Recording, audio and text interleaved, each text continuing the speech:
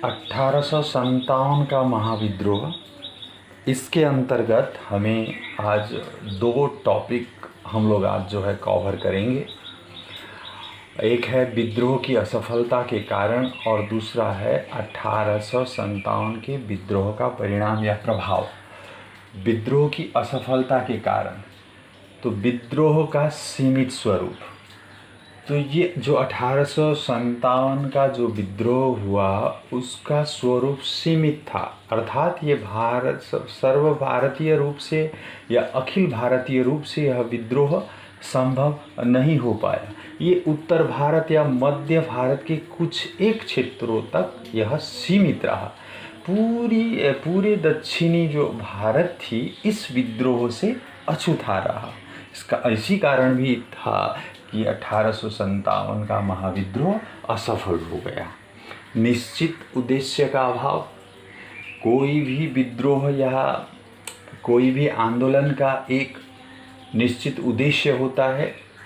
तो यहाँ पे एक देखा गया कि 1857 का जो महाविद्रोह था इसमें एक निश्चित उद्देश्य का अभाव था।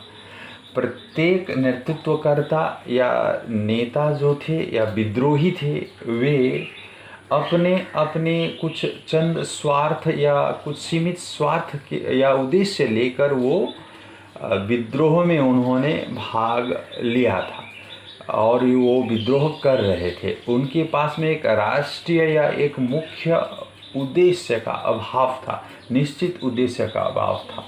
और निश्चित उद्देश्य के अभाव के कारण से भी यह विद्रोह असफल हो गया। उसके बाद तीसरा नंबर है सीमित साधन। तो अंग्रेजों की तुलना में विद्रोहियों के साधन सीमित थे। जहां भारतीय भाले एवं तलवार से युद्ध कर रहे थे, वहीं अंग्रेजी सैनिक नवीन राइफल का प्रयोग कर रहे थे। तो इसके अतिरिक्त अंग्रेज़ों ने रेल, तार, डाक एवं सामुद्रिक मार्ग का लाभ उठाकर आवश्यकता अनुसार सेना एक जगह से दूसरी जगह विद्रोहियों के दमन के लिए वे लोग भेज सकते थे। लेकिन भारतीय विद्रोहियों के पास में इस प्रकार का कोई लाभ नहीं था या इस प्रकार की कोई सहायता या साधन नहीं थे उनके पास में। देसी नरेशों और सामंतों की अंग्रेजी भक्ति। तो यहाँ पे हम लोग देखेंगे कि बहुत ऐसे भारतीय नरेश थे या शासक थे और सामंत वर्ग थे जिन्होंने अंग्रेजों का साथ दिया, अर्थात विद्रोह को दमन करने के लिए अंग्रेजों का साथ दिया। तो इसमें हम लोग किसका नाम दे सकते हैं? तो यहाँ पे देखेंगे कि पंजाब के सिख सरदार, कश्मीर से गुलाब सिंह, ग्वालियर और उसके ग्वालियर के मंत्री राजा और उनके मंत्री दिनकर राव, हैदराबाद के सालार जंग, भोपाल से भी इनको मदद मिली थी, नेपाल से भी इनको मदद मिली। तो इस प्रकार से देखेंगे कि बहुत सारे देशीय नरेशों और सामंतों ने अंग्रेज़ों का साथ दिया और विद्रोह को कुचलने का काम किया था। इस कारण से भी 1857 का विद्रोह असफल रहा। उसके बाद योग्य नेतृत्व का अभाव। 1857 के विद्रोह में मजबूत केंद्रीय संगठन का अभाव था।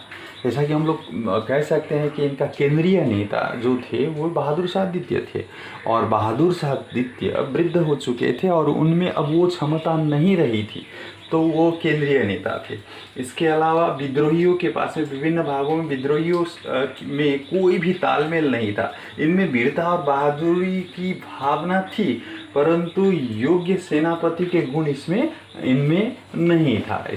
इस कारण से भी विद्रोह क्या हो गया? असफल हो गया।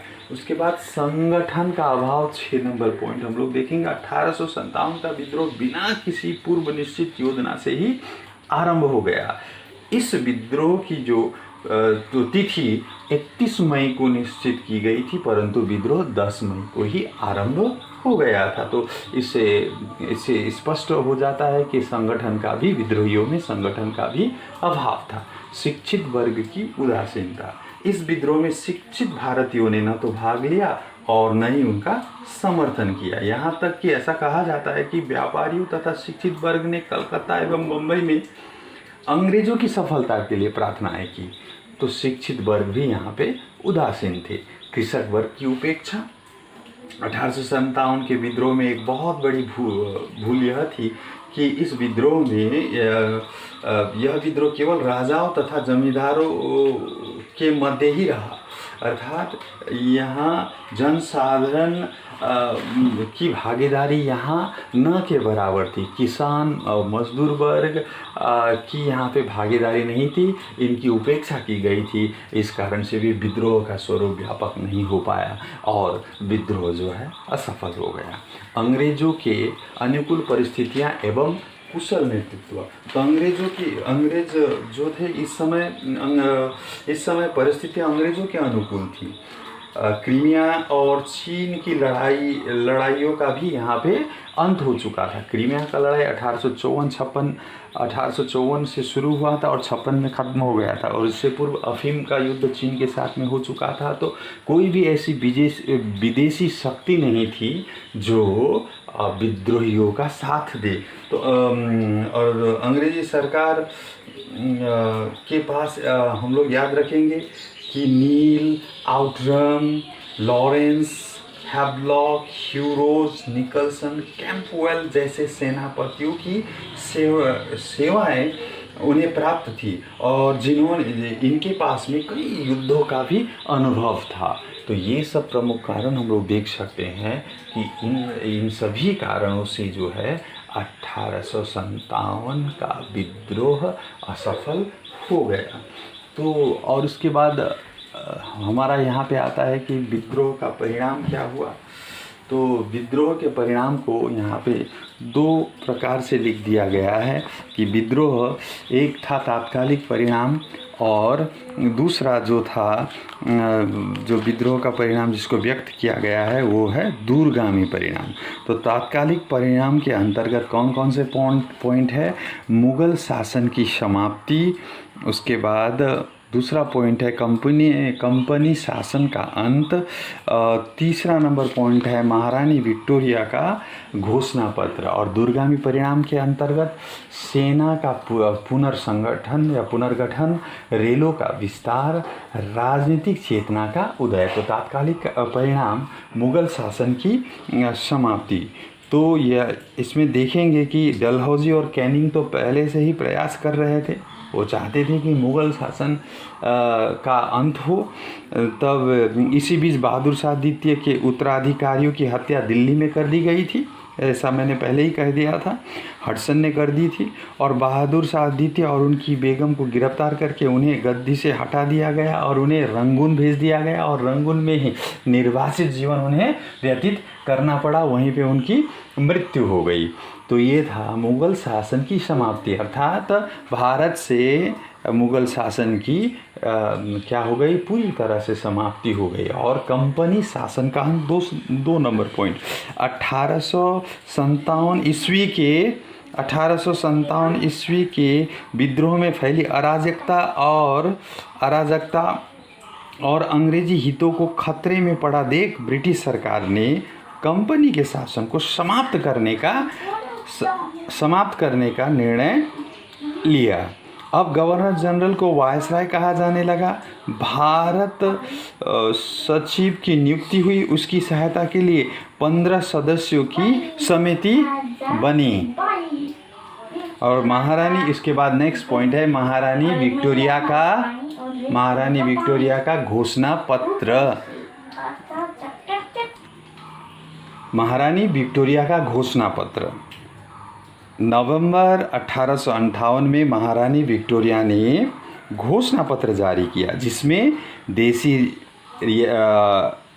रियासतों एवं सामान्य जनता के प्रति उदारता दिखाई गई। सरकार भारत में विस्तारवादी और साम्राज्य नीति का पालन नहीं करेगी, यह आश्वासन दिया गया।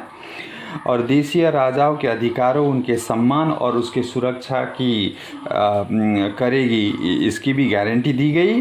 तो इस प्रकार से भारतीयों को आश्वस्त एक प्रकार से यूँ कहेंगे कि आश्वस्त किया गया कि अगर उनके पास में योग्यता रहेगी तो नौकरियां भी दी जाएगी, इसमें जाति धर्म और भेदभाव के बिना ही सभी को समान अवसर दिए जाएंगे। तो महारानी विक्टोरिया का घोषणा पत्र, दूरगामी परिणाम, सेना का पुनर्गठन, भारतीय सैनिकों की संख्या घटा दी गई और उनकी 77 रेजिमेंट को समाप्त कर दी गई। प्रत्येक छावनी में अंग्रेजों की संख्या भारतीय सैनिकों की संख्या से दुगनी कर दी गई। भारतीय सैनिकों का संगठन जातीय तथा धार्मिक आधार पर किया गया ताकि उनमें भविष्य में राष्ट्रीयता की भावना न पनपे। दूसरा नंबर पॉइंट, रेलों का विस्तार। सरकार ने अपने आर्थिक हितों की सुरक्षा के लिए भारत के रेलों के विस्तार, सिंचाई की व्यवस्था की, जिसमें उत्पादन और वितरण प्रणाली को स्थायित्व मिले। इसके बाद अंतिम में देखेंगे तो राजनीतिक चेतना का उदय। 1857 के महाविद्रोह के पश्चात भारतीयों में राजनीतिक चेतना का उदय आरंभ हो गया और इस प्रकार से नए नए राजनीतिक संस्थाओं का जन्म हुआ। आगे चलकर देखेंगे भारत सभा जैसे संस्था का गठन हुआ और 1885 में भारतीय राष्ट्रीय कांग्रेस का भी उदय हुआ। तो इस प्रकार से 1857 का विद्रोह की असफलता के कारण और परिणाम यही था। धन्यवाद।